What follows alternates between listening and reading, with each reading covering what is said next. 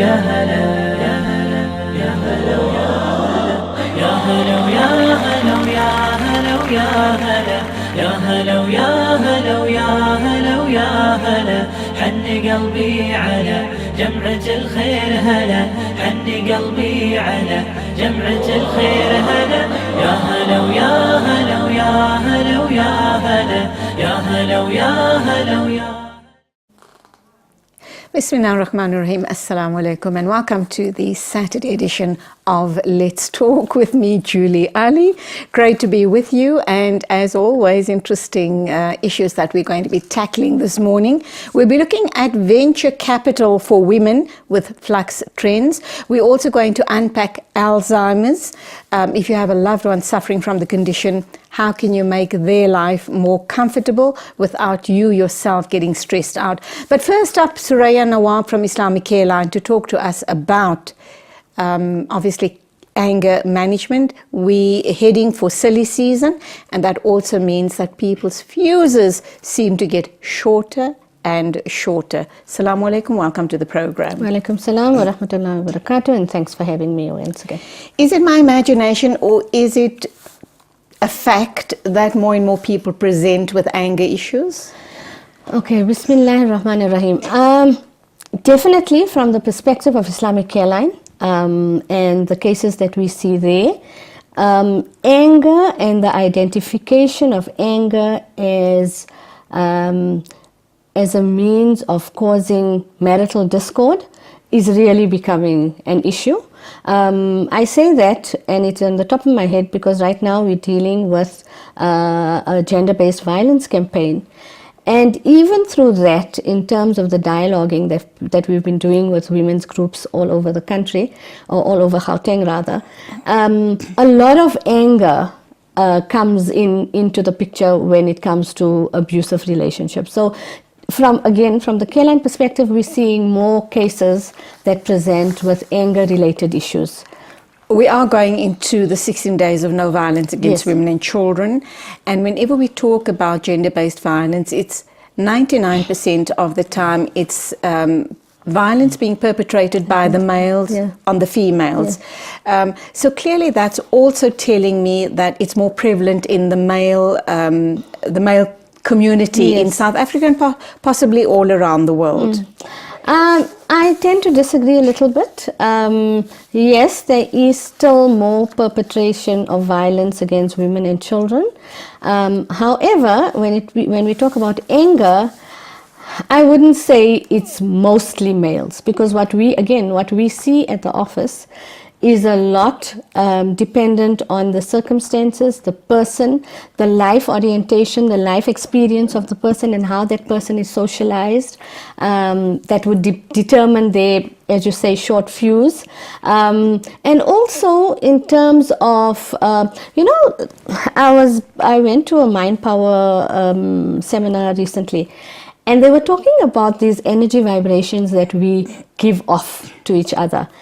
And for me, anger is such an important emotion that can be picked up in that form. It's an intangible form of picking up that somebody is angry with you. So, but if we become conscious of it, we can actually save ourselves from a lot of heartache if we can identify, first of all, anger in ourselves and how to deal with it, and then anger in others, our interrelationships, and how we deal with anger in others. So if we can sort of unpack that, it makes it easier, because anger, no matter if it's a short fuse, if it's somebody who is just made up to be very aggressive in their interrelationships with people or anything like that, it's not a very pleasant emotion. But we also understand that anger is actually a secondary emotion, because again, with cases at the Careline, anger comes out because of the inherent feelings of either being resentful of something, being humiliated by people. Road rage is a big thing in South Africa, and we can see that anger plays a huge part in that. We read it in the papers and on social media all the time. But the main point is that anger is a secondary emotion to something that's underlying within you. And what we do with counseling at the office is obviously try and identify what the symptoms of that anger is, And anger can be verbal, it can be non-verbal, okay? Because obviously verbally, when you verbalize you're your openly anger, aggressive. you're openly aggressive, and you say ugly, very angry things. And people, when they do that, they sort of, in their subconscious, they're not conscious, because of, if you look at the altercations between people, some of the things that people say when they're really angry, they actually regret later on. But it's that emotion that is so strong in terms of negativity that it can make you say very nasty things. The non-verbal is that people do get very angry, but they suppress it.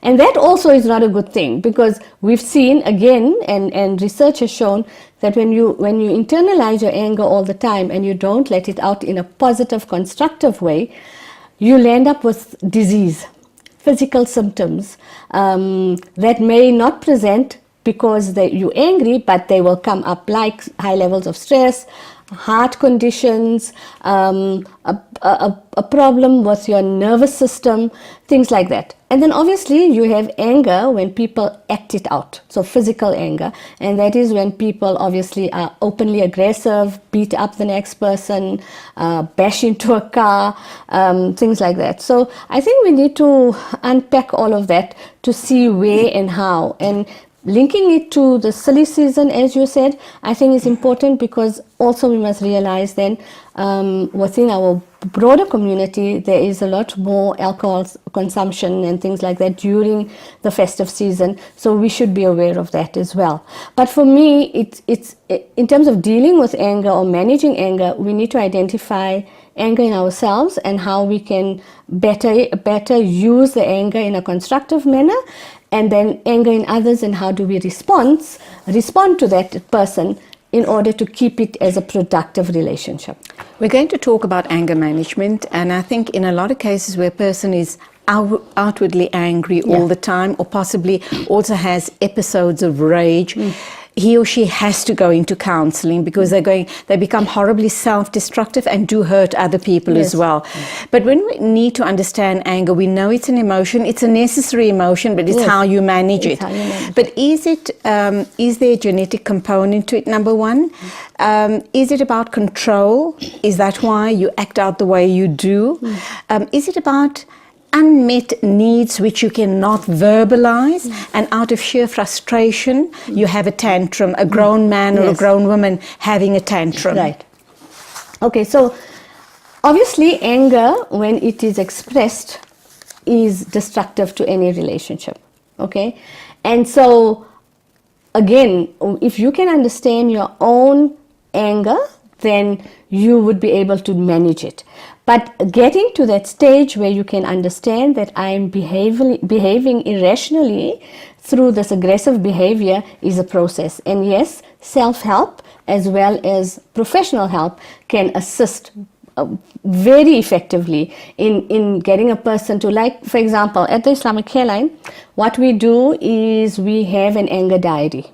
Okay, so it's just one sheet of paper, and we have the date there, and we'll have a trigger and your reaction, and a few hours after that, how you perceived that that incident, that event in your day. And very often, and if a person does it for over a month, they would clearly see a pattern where they can identify triggers to their episodes of anger. And for me, that is absolutely important, and that is how counseling can assist somebody in trying to come to terms with the anger. In terms of a genetic link to it,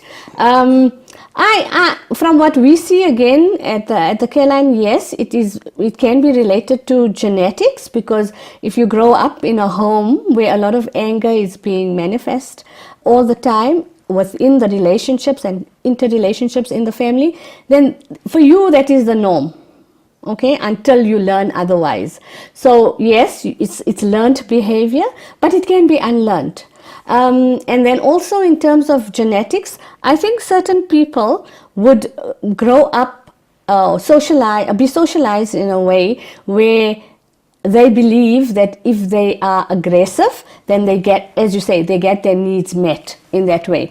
But they quickly learn that by managing that aggressive behavior in a positive way, in a constructive way, you actually save relationships and you have stronger relationships. But I think it's that identification of, I am getting unnecessarily angry and I need to do something about it. Because what also happens is people will act out in an angry fashion, and as I said earlier, and then they'll regret it. But when they think about it, I could have dealt with this incident in a different way. So if we look at a person and their anger, then there are a few things we need to look out for. And for me, it's very quick to think, but you need to process this, and counseling again helps you, teaches you to unlearn that negative behavior and learn positive behavior. And within a few seconds, and again, it's that energy thing that I was talking about, where you can feel this negative energy vibe around you, and you know what, I'm getting irritated. The most important thing is to understand, because you're obviously getting irritated at someone or something that is being done to you. So in your mind, you should quickly learn to process, what is this person saying? Is it directed towards me? If it's not directed towards you, then you let it go. There's no need to be angry. If it is directed towards me, then what is the person saying that is getting me all worked up? So if you try and process that, and it has been proven with clients at the office that if you can condition your mind to think in that way, you would avoid a lot of unnecessary angry reactions. Absolutely. Okay, let's go for our first ad break. Suraiya Nawab from Islamic Careline is here to talk about anger management, and we do hope it's going to be helpful. We are reaching silly season, and people do the silliest things in the heat of the moment. Let's learn how to manage our anger and how to save our relationships.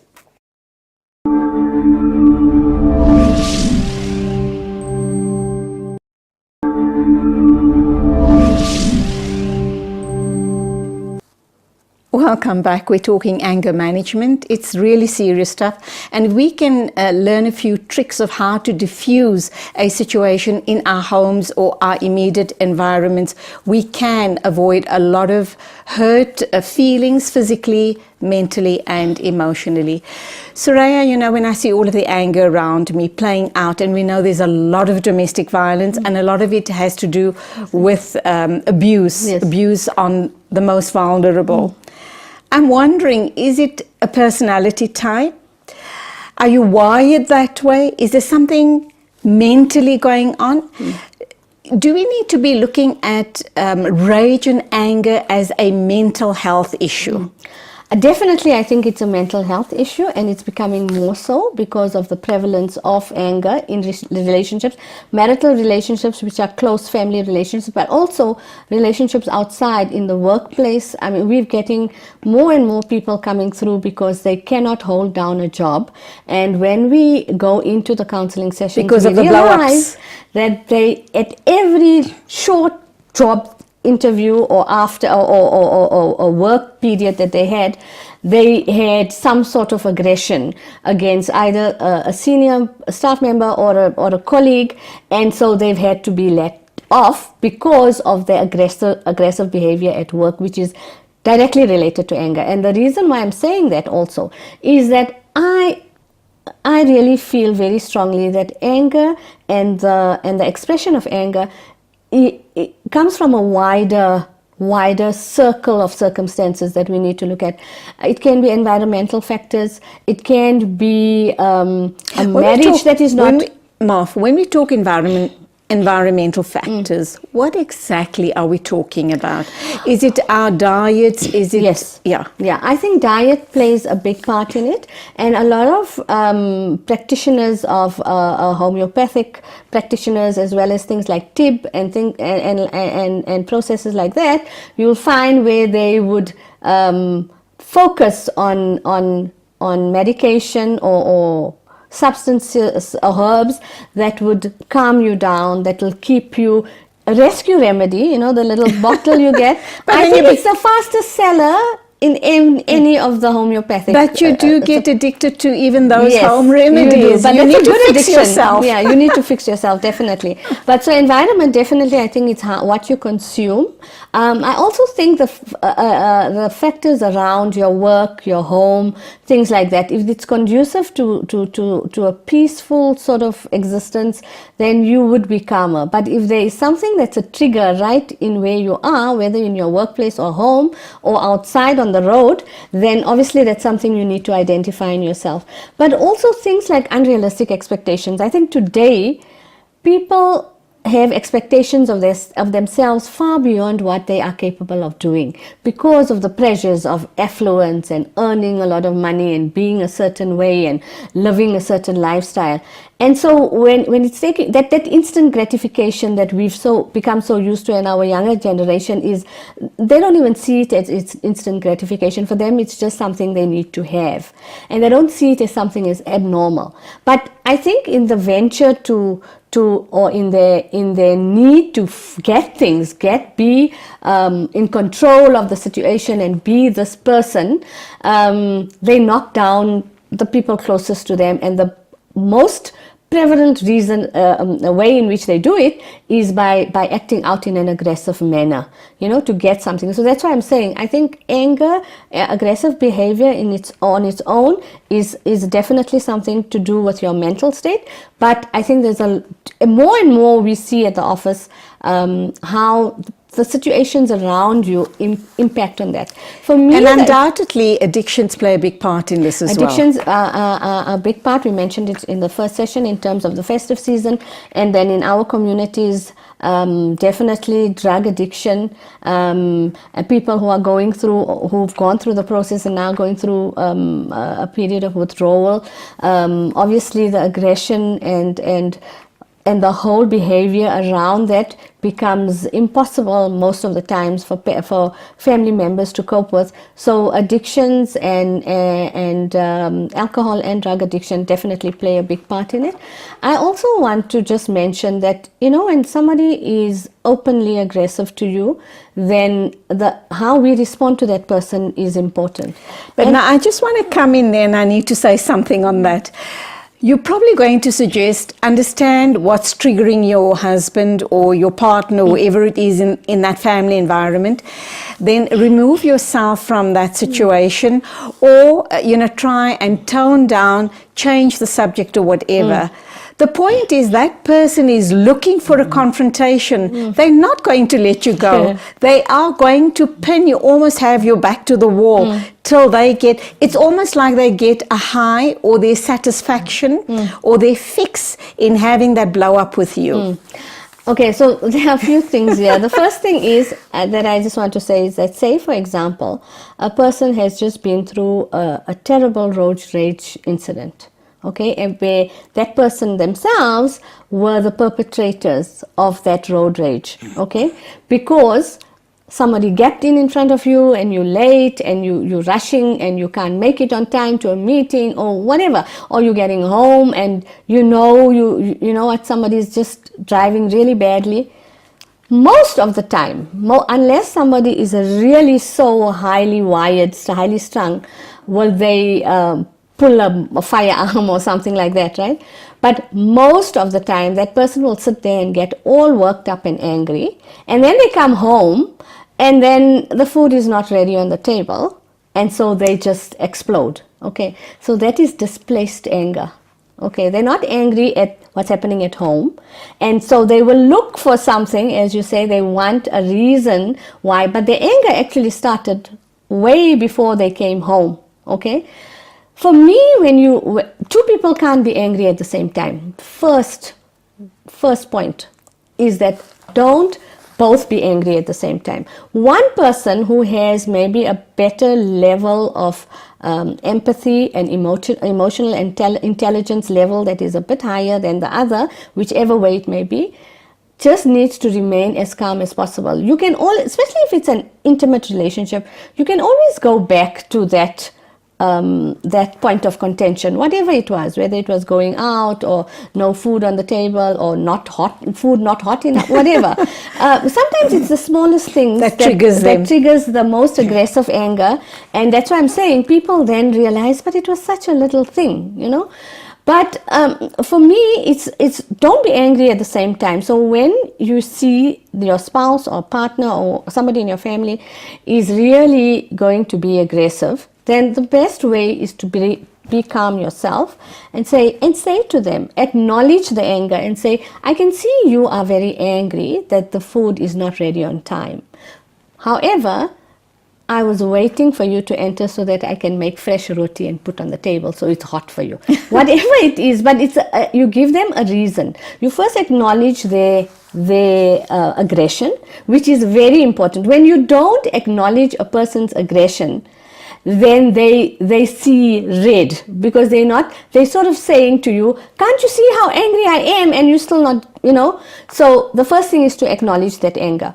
The second thing, as you said, is maybe walk away. But for me also, Islamically, a very important thing, especially if it's Salah time, and we know Islamic teachings tell us if you really get angry or if somebody else is really angry, then if you're standing, sit down. If you're sitting, lie down. Okay, and also our wudu. It's been scientifically proven that your wudu, when you wetting your head, the nape of your neck it actually gets red hot when you are angry. And most people who get angry and they have that level of anger will understand what we're talking about. And it has been proven that wudu is not just an ablution to make yourself pak or pure to wash yourself before you pray. It's also for these sort of things, and that's the wisdom of Islam. Because many times you'll hear that if there's an altercation and somebody gets really angry, then also in terms of being the responsible partner there to say, you know what, can we talk about this later? It's Salah time. Let's go and make wuzu, or I'm going to make wuzu and read my Salah. You see? So in that way it calms you down, but it also is telling the person that, you know what, we can talk about this, but you're very angry now. And even saying that to the person, you seem to be really angry right now, so can we first just see to the children's homework, or can we, whatever you're doing, and we can come back when we both are reasonable enough to talk to each other. You know, I think that is important. The other thing is also for a person that is very highly strung and gets angry very easily is to use breathing exercises. Breathing exercises actually help a lot. Okay, calm people down. 2 minutes to wrap up. So very quickly, a few more tips, please. Okay. So the first thing is acknowledging. The second, for a person that is the opposite party that is angry at you, to acknowledge that you, and then if you have been the means of that anger, then admit it and say, you know, I'm wrong. I should not have done this. I should not have said this because I can see that you don't like it very much and it's making you really angry. So I think that sort of thing immediately, if you can just picture it in your mind, it immediately will calm the person down to say, I'm right. You know, and at that point, whether they're right or wrong, if it makes them feel right, then it's okay. It calms the situation down. I think in yourself, if you can identify triggers that really rile you up the wrong way, the self-help is important, like the breathing, as I said, wudu, and these sort of Islamic mechanisms that we can use or actions that we can use. And then seeking professional help is a very important part of doing it. I don't think it makes you any lesser of a person if you identify that, you know what, my anger is making me not hold down a job properly, is making me very unpopular with friends, it's making me lose my family. You know, I think if you can be a bigger person to identify that and seek the help, because there's a lot of help out there. And overriding all of that, Suraiya, I think that if you, this person that's walking around in a constant rage, people are going to avoid you because they're afraid of you. They don't want to be in your space because you're so toxic. Yes. Yes, definitely. And that's, again, that negative energy, that negative vibe that you get around you. And people would be actually repelled, from you, because they just wouldn't want to engage with you, because they're just too afraid that you're going to really lash out at them. And again, interestingly, just this morning I read a quote from Mufti Menk that said that, what, people get angry with each other, but the key is to forgive. You don't have to forget, but the key is to forgive that person. And also, it doesn't matter if you choose not to be in that person's space, if you keep a distance between you and that person, because you know how that person makes you feel. You see, so it's okay. So forgiveness also is a big thing, especially in intimate relationships. I think, especially relationships that emanate from destruction because of anger or angry behavior. That forgiveness is important. If the one spouse can tell the other, I forgive you for acting out so angrily, but let's talk about your anger, or let's get help, so that the anger can be directed in a constructive way. And sometimes anger can be constructive. Sometimes when people really get angry, but they realize and they can control the anger, they are very much more productive. Absolutely. At the same time. Yeah. So we need to balance it and look at it. I should imagine physical exercise, some form of exercise sport is a very productive way of dealing with your anger. Absolutely. Definitely. Yeah. Talking, communication patterns, learning communication patterns that are constructive rather than destructive. And of course, we'll end it on counseling. There's nothing wrong. Yeah. There's nothing to be ashamed of. Yeah. It makes you a better person. And really, the counseling for something like that, especially obviously a person comes to you, to the Careline or so, and say, or to some professional, and say, you know what, I really have a problem with my anger. They are halfway there. So the counseling process is actually not very long. Right. It's more the work that they do in terms of learning, unlearning, learning new behavior patterns, going out and practicing it, and within 2 or 3 sessions they'd be fine. It's second nature, and that's where we have to leave it. The lovely Suraiya Nawab from Islamic Careline talking to us about anger management, and alhamdulillah, she's given us a couple of tips which we start exercising at home, and it's going to help us, with the mercy of Allah subhanahu wa ta'ala, to become better human beings and better Muslims. Still to come on the show, we're going to talk Alzheimer's disease, and we're also going to talk venture capital for women.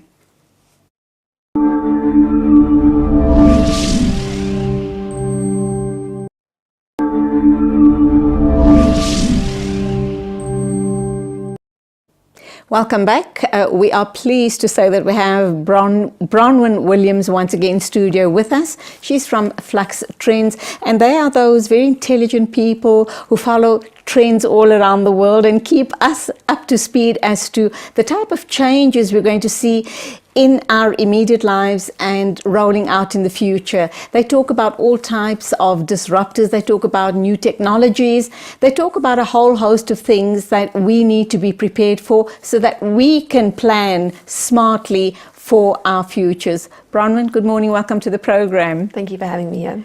Once again, lovely. We need people like you to bring us up to speed. Today we're going to talk venture capital for women. Now, I know as recently as maybe 50 years ago, right here in South Africa, women were not allowed. Women were a non-entity. You weren't allowed to own land. You couldn't purchase land in your own capacity.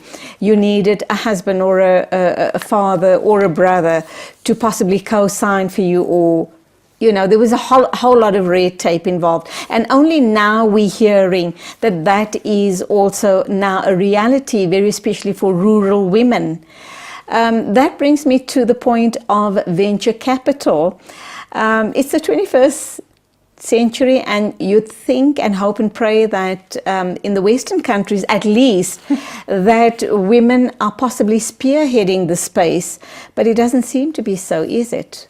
Not quite at the moment. So when it comes to venture capital, female-owned companies and entities only attract about 2% of the venture capital compared to the 98% of venture capital going to male-owned entities. And as a female founder, it's going to be sometimes something like 4 times more difficult to get funded for your business if you're going through the traditional channels. But that's not to say that ladies are just sitting around and letting this happen. The real true core of female empowerment is when sisters essentially do it for themselves. And that's what we're really seeing. So instead of trying to fit into the male way of doing business, we're seeing your innovative, forward-thinking female founders and female CEOs looking at new, exciting channels to fund their own enterprises using their more feminine techniques and benefits and strengths. Why is it that our male counterparts are still pushing us way back, will not believe or trust in us enough, knowing that we are the nurturers? I mean, if we have that quality in us, surely whatever we apply our minds to, we're going to make sure, or we'll do our damnedest to see that it works, and it works really well. That's correct. The truth is that boards that have females on them, as opposed to companies that don't have any females on their boards, actually are more profitable than those that are entirely male run. So it is a fallacy, but there's a lot of history that goes with that. There's the whole psychological biases that says that women are less aggressive than men. So maybe a venture capitalist doesn't want to back a female because they're scared they might be soft in the boardroom. Or the other issue is that venture capitalists feel that maybe females won't focus on the business as much as men would, because females have other issues, things like raising families and maybe having a conflict of interest between their work and their personal and their family life.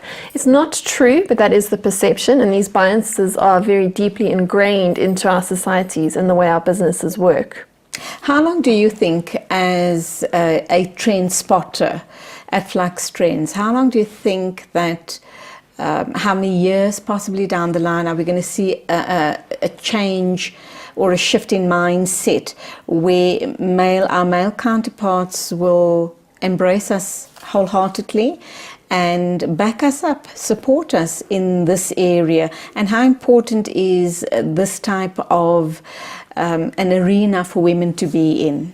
Well, I think it's very important that women are represented in commerce at all levels, all the way from huge venture capital funded firms right down to small independent traders, rural traders here in Africa. So I do think it's important that women develop financial and economic independence from their male providers.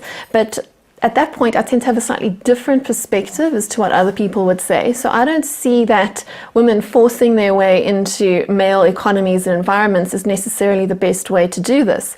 I mean, why would you want to work with someone that doesn't respect you? We should rather be looking at females empowering other females to build a parallel economy. So that's very much the same answer I would give to issues of racial bias, say, or gender bias, or biases with people that maybe come from the LGBTQ environment. All of these biases would be better dealt with if those communities empowered themselves rather than trying to force their way into an environment where they might not be welcome. And I don't believe for a second that women require male businesses to support them. I think that we are completely capable of doing it for ourselves. And what we have that previous generations of women didn't have is the legal backing and the political backing to say that we are entitled and empowered to own businesses and to run businesses and to own land. And we shouldn't really see not being invited into the boys' club or to the lounge where all the men are hanging out or the locker room chat as being a stumbling block. We should rather be seeing how can we build entire female economies to compete with the male world. Let's understand why women should be in the space of venture capital. What exactly is it? What would be the benefit to them? They could go into any other type of businesses. Why particularly venture capital? Well, venture capital is very much at the moment the engine room of driving disruption and technology and all those startups that you hear about in the news that are turning into unicorns or dragons. And you need the backing. Yes, you need backing there. So the venture capital industry is simply just basically investors that invest into early stage businesses. So that'd be a sort of a private investment fund. That's all it really is in essence.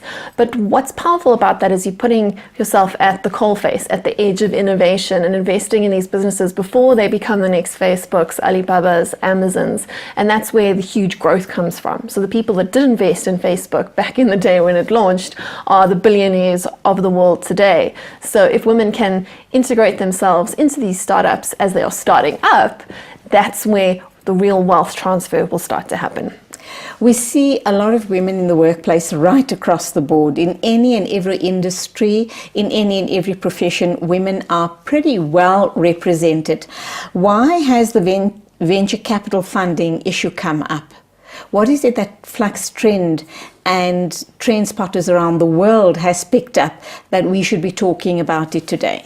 Well, I think that a lot of the reason why female-run companies are not attracting the same venture capital funding as the male-run ones are is simply because women tend to be a bit more careful and a bit more cautious about asking for that investment. There's a bit of a confidence level internally, and there's also all that bias to contend with. So what we see when we start swinging over to, say, a more of a microcosm of the funding space, which would be something like your crowdfunding platforms, like your Kickstarters or your Indiegogos or your Rainfin here in South Africa, what we find is that women pitch less businesses than men do, but when they do pitch them, they're more successful.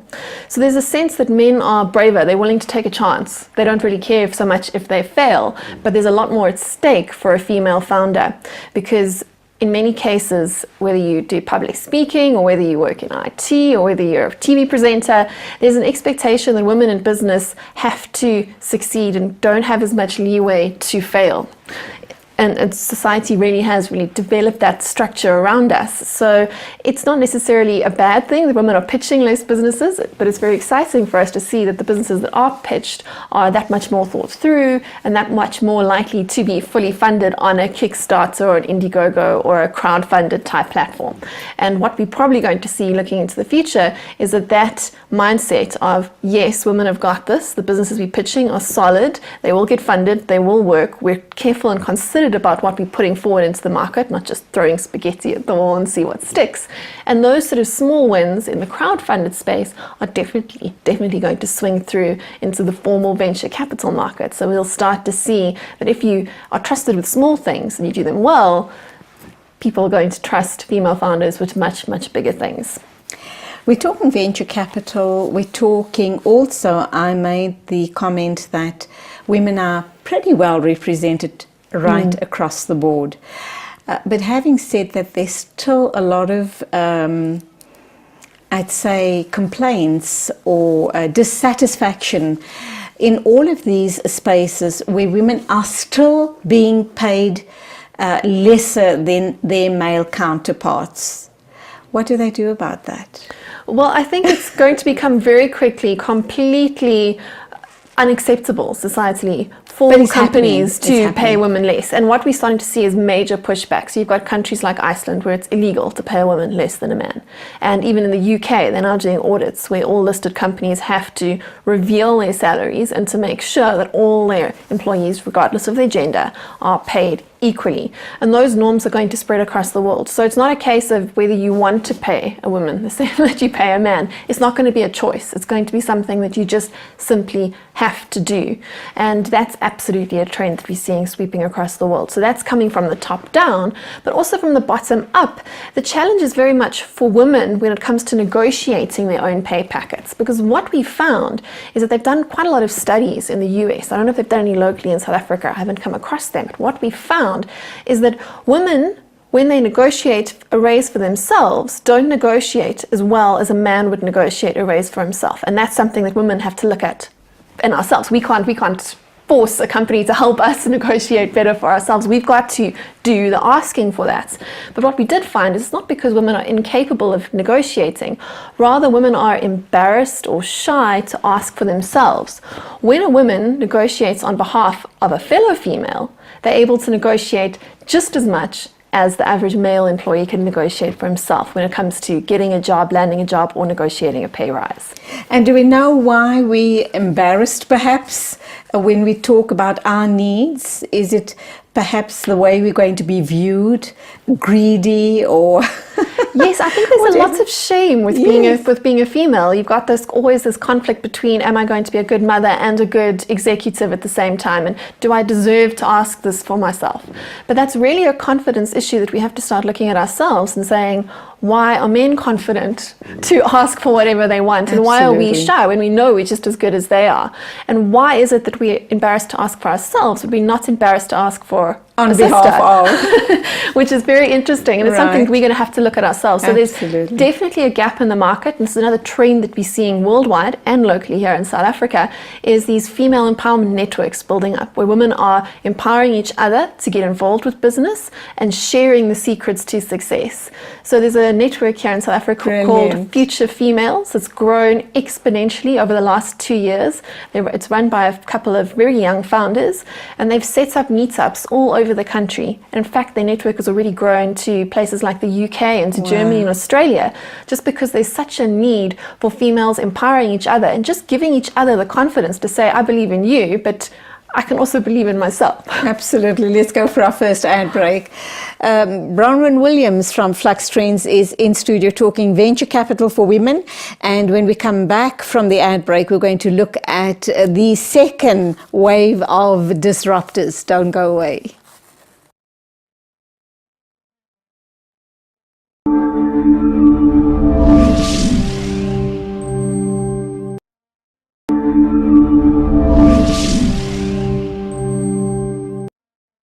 We're talking venture capital and the second wave of disruptors with a trend analyst, the lovely Bronwyn Williams from Flux Trends. Bronwyn, when we talk women, when we talk venture capital, when we talk, you've just mentioned Future Females and a whole host of other such organizations, not only in South Africa but globally.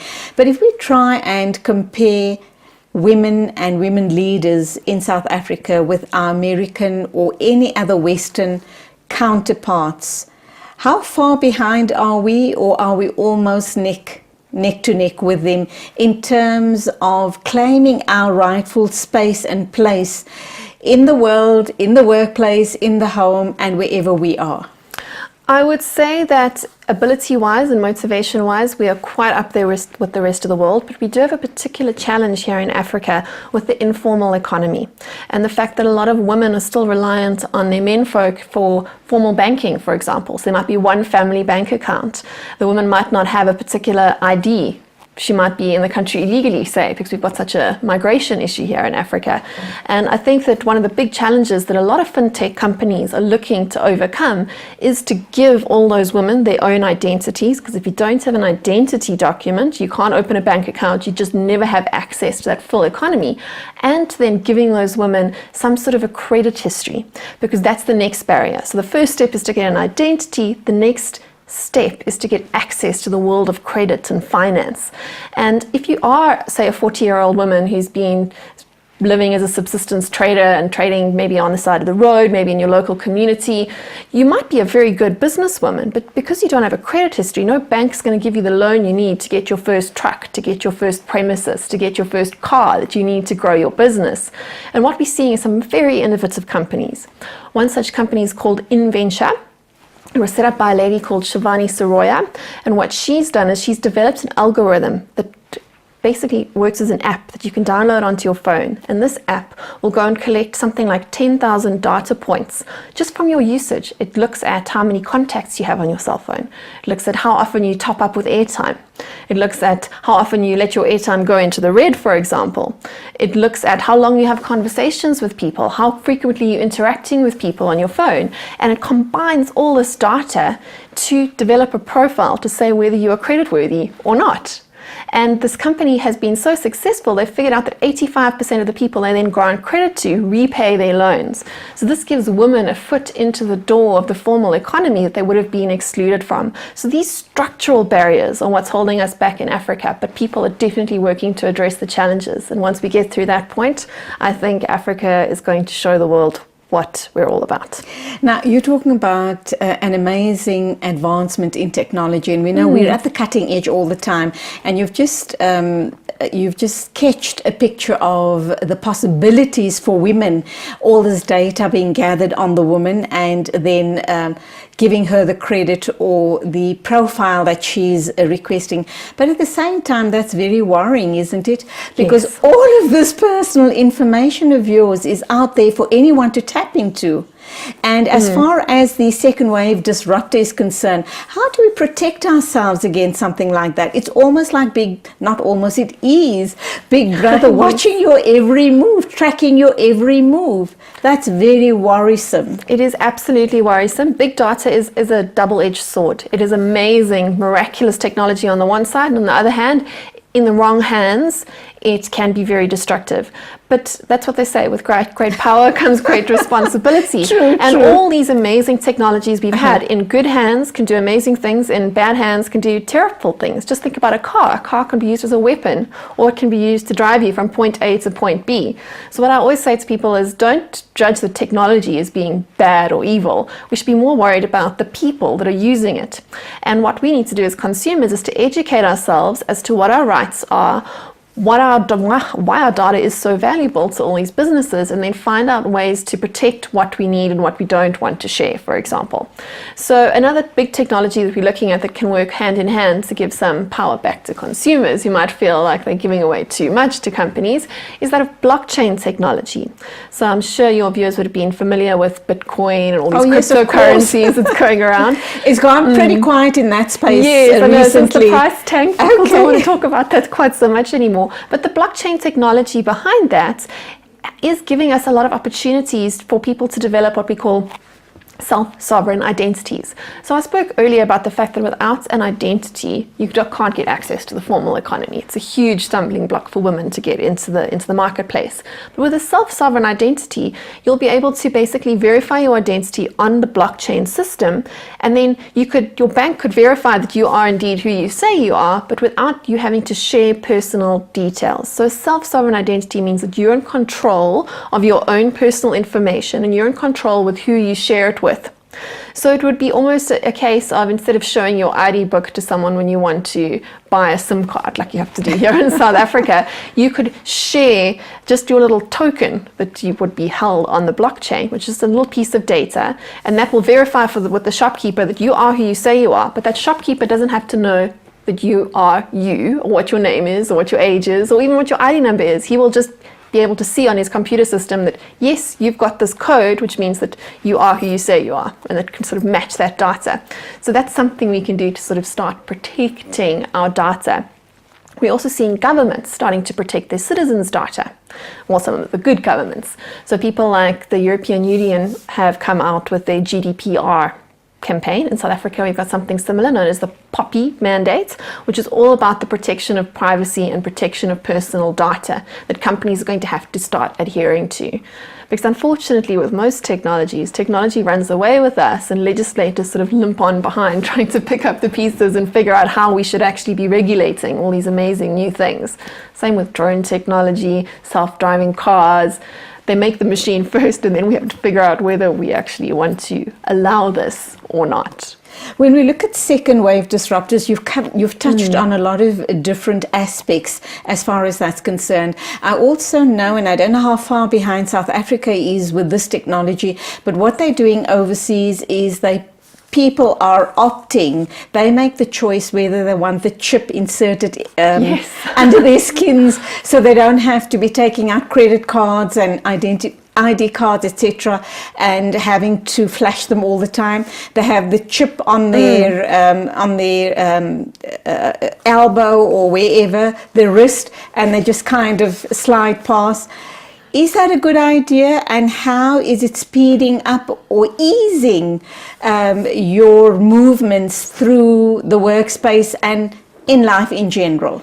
I think it's still quite a fringe technology. It's not something I would consider personally. I think that advances in biometric technology, things like retina scans or facial identification or palm voice scans, recognition, but that's already old hat. Can already do everything that those chips can do. And I'm not sure I'd be comfortable implanting technology in my body, especially simply knowing the fact that technology gets redundant so quickly. I mean, how often do you have to replace your cell phone or a computer in the 1980s looks nothing like a computer today. And those chip sizes have shrunk so much just over that short span of time. That technology has evolved so much.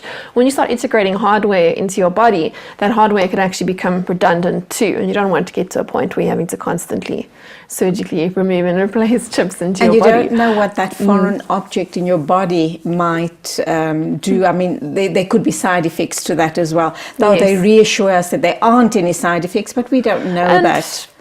you talk about privacy. That's a direct invasion of your privacy. Any technology, even if it's a technology that you've implanted yourself because you've chosen to do it, not something mandated by a government or a boss that you have to do.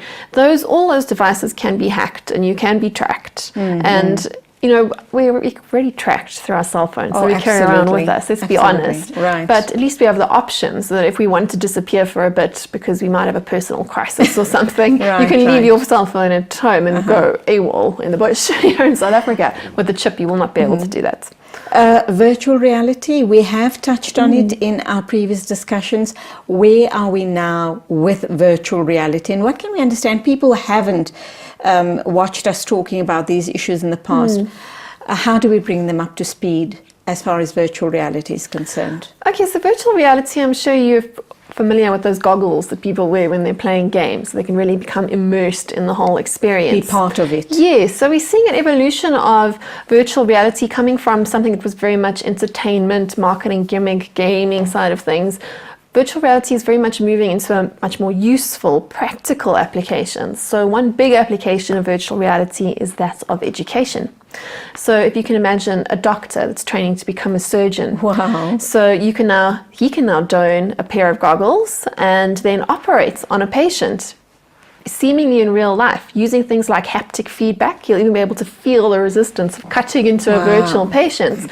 And that could be great because you can practice on imaginary beings rather than on live human beings or on cadavers, for example. Same with driving and pilots and training people how to operate machinery. Dangerous factory machinery. Instead of having to practice on live machines, you can practice then on a safe space and train yourself in a completely realistically feeling environment. And then we're also getting to the point of mixed reality. And this is something we're going to see that's going to become a part of our lives. We didn't know what cell phones were 20 years ago. That was something quite strange. True. But we're going to have to get used to the fact that there might be a virtual layer overlaid on our reality through things like smart glasses. So I could be wearing a filter over my glasses right now and you wouldn't know that. I could be seeing a computer screen and seeing your face. That's how thin and transparent these computers get to.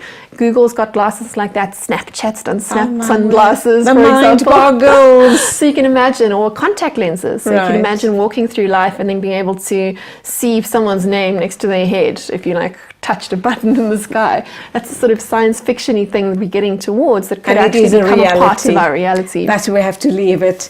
That was Bronwyn Williams. Sorry that we've got to cut the interview, but we have run out of time. No worries. We'll have them again in studio in the new year to bring us up to speed as far as trends around the world is concerned. Still to come, we're going to be looking at the issue around Alzheimer's disease.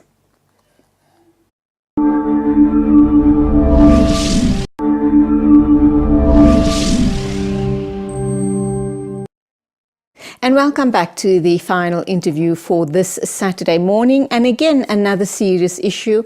We're looking at the issue around Alzheimer's disease. What is it? If you have a loved one suffering from this condition, how can you be supportive? And how can you understand exactly what it is and what their needs are? And can we actually meet those needs of theirs? In studio to talk to us about Alzheimer's is Petra du Toit. She's the Executive Director of Alzheimer's South Africa. Morning, Petra. Good morning, Julie. Welcome to the show. Thank you so much. How long have you been involved with Alzheimer's South Africa? I joined the company in 2011 as the regional manager of the Free State, and by 2015 I was appointed as the director of the company. Now, you were a social worker by profession, a social worker in mental health. Yes. So this is almost a natural follow-on for you. Yes, I studied social work and then I qualified as a medical social worker. So I'm really interested in the mental health and how health affects a person's social functioning. When we look at Alzheimer's and dementia, and we'll get to that in a minute or two, we are really talking about a mental condition. Would I be correct in assuming that? Yeah, it's mental, but it's also a normal health condition. Okay. Yeah, so it's not only mental health, it's also a physical health problem. All right. Yeah. What is Alzheimer's it falls under the spectrum of dementia. So what's the difference between the two? All right, dementia is a group of diseases of the brain. The big umbrella term of diseases that affects a person's ability to think, to reason, to plan and to remember. But that's the umbrella term for all the diseases of the brain. Alzheimer's is one of the diseases of the brain. Alzheimer's and vascular dementia are the biggest forms, the biggest part of dementia. About 90% of all dementias is either Alzheimer's or vascular dementia. What would the difference be between Alzheimer's, as it's spoken about very loosely these days, as opposed to vascular dementia, which is the more serious one? I think both of them are very serious because there's no treatment for it, there's no cure for it. There is treatment, but there's no cure. So it's a devastating diseases, both of them. So I don't think the one is more important than the other. Now, we've been told that more and more people, as we go through life, more and more people are going to present with Alzheimer's or some form of dementia. That's right. Simply because we are living that much longer. Yeah. What exactly is that telling us? Yes, the older you get, the bigger is the risk for dementia. So an older person has a much bigger risk to get dementia, but an elder person, it's not necessary that they will have dementia. You can also live well without dementia, without getting the disease. But I think it's due to better medical and lifestyle factors.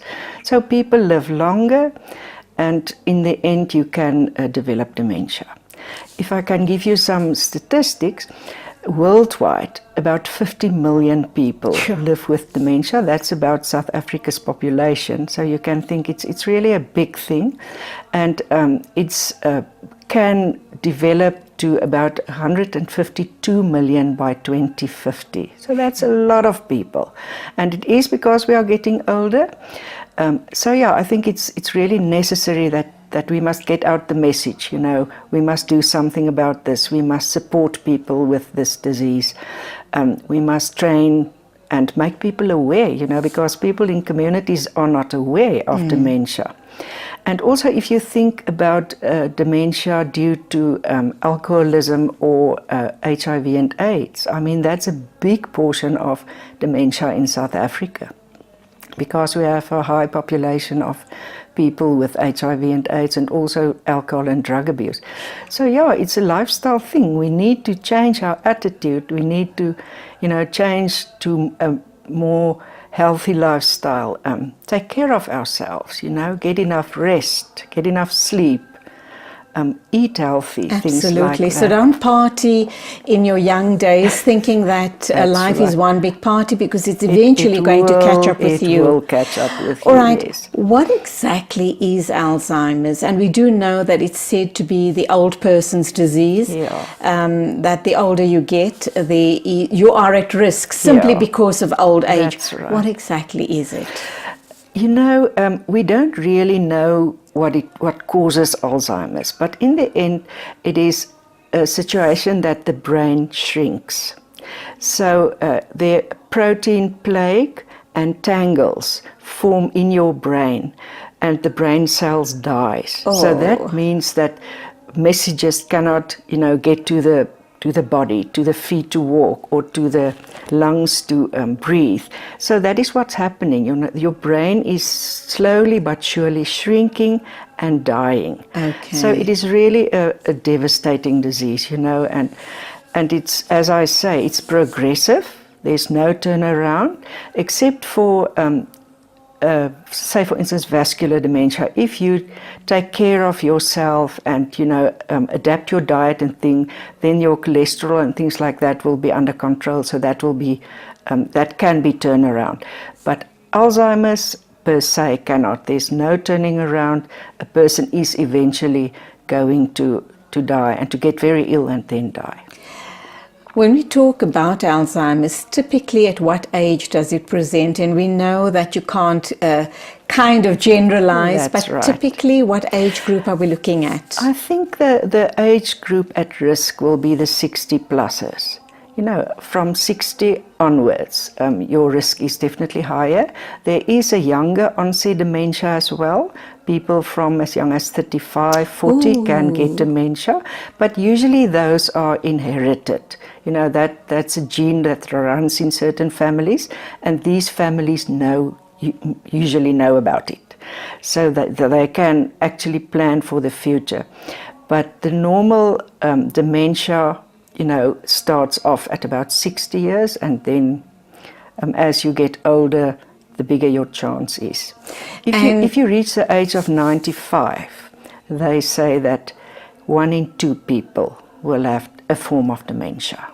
Obviously, you've reached a ripe old age and you can't expect your body to regenerate like it used to 10, 20, 50 years ago. Right, yeah. So it's almost a natural progression. That's right. When we look at Alzheimer's, there are different patients present with different degrees. That's right. So some are a little more able than others. But let's talk, someone in their mid-60s starts presenting. What are the signs and the symptoms?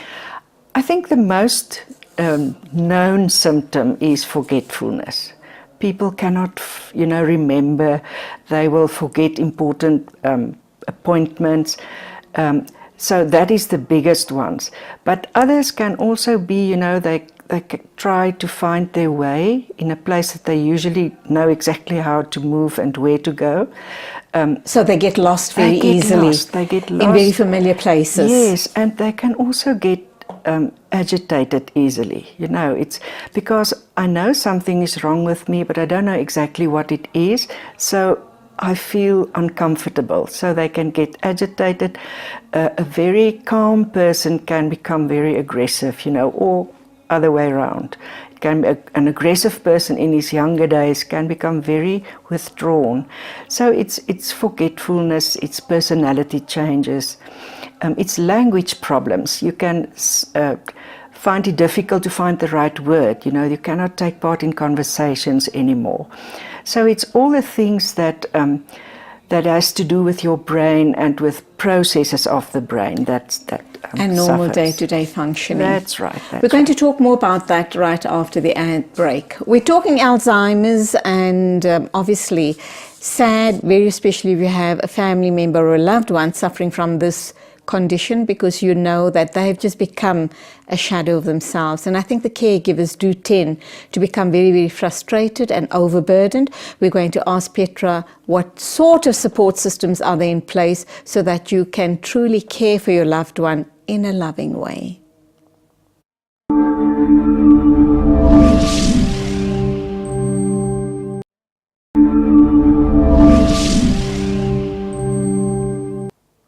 We're talking to Petra du Toit of the Alzheimer's South Africa. She is the executive director, and we're talking about the condition called Alzheimer's. What is it that you can do to make your loved ones' final days perhaps as comfortable, as pleasant as you possibly can?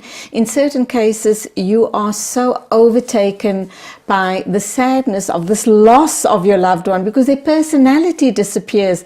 They're a shadow of their old selves, and it can be horribly heartbreaking for you and your loved ones. That's terrible, isn't it? Yeah, no, it is really a heartbreaking disease. We at Alzheimer's South Africa, that is exactly what we are there for, to support families, caregivers, as well as the patient themselves.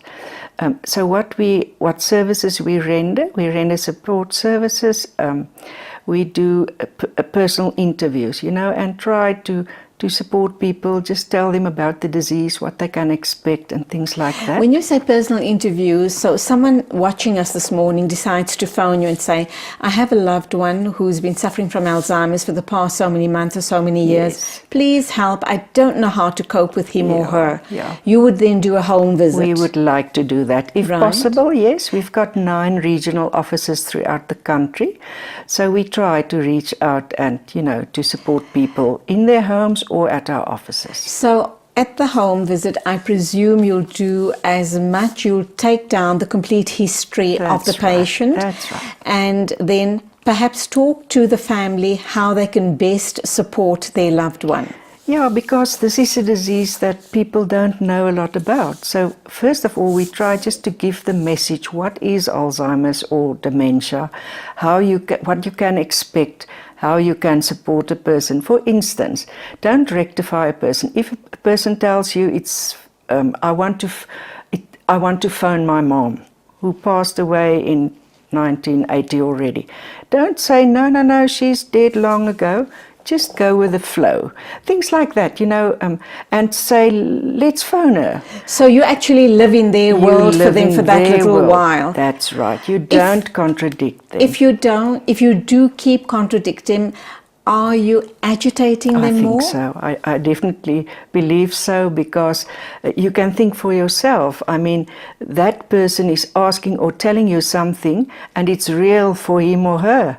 But for you, it doesn't make sense. So don't contradict it.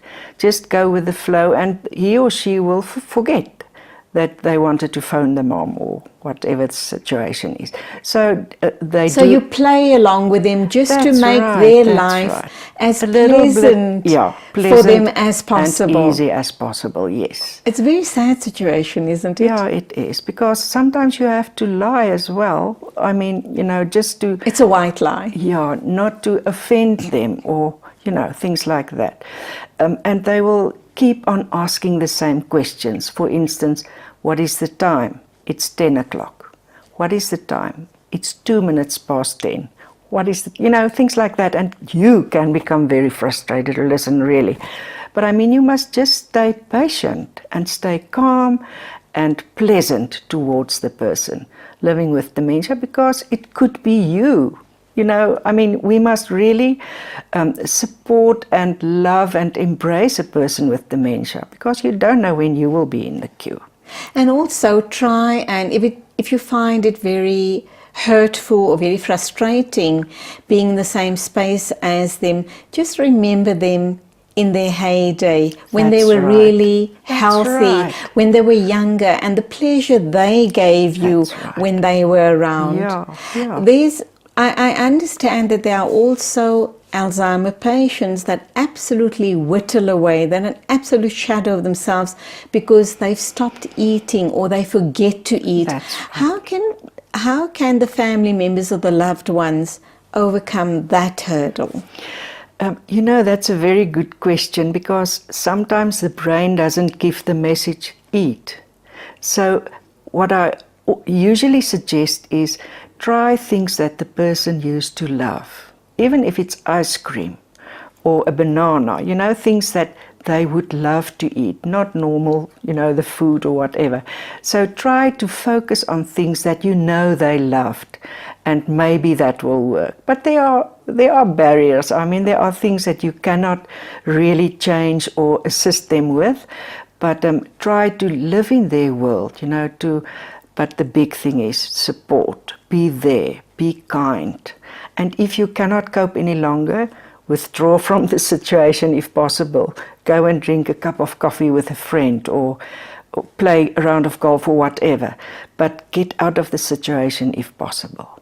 And that's not always possible, because sometimes a family member cares for a loved one and it's maybe the only person.